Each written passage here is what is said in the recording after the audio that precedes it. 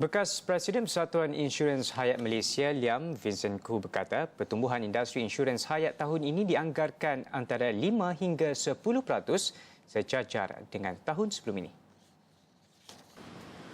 Jumlah premium tahun lalu menyaksikan kenaikan 9.3% dan KWO menjangka ia akan mencatat jumlah yang hampir sama tahun ini di antara 5 hingga 10%.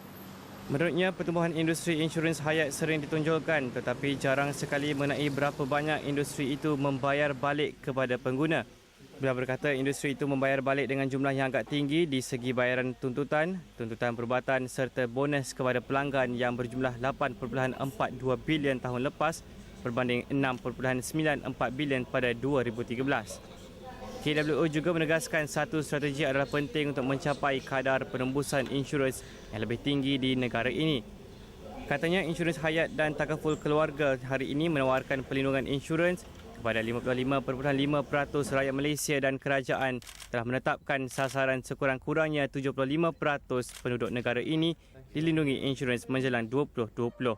Strategi terbabit termasuk menembusi kawasan luar bandar kerana ketika ini tumpuan hanya dibenarkan di kawasan bandar.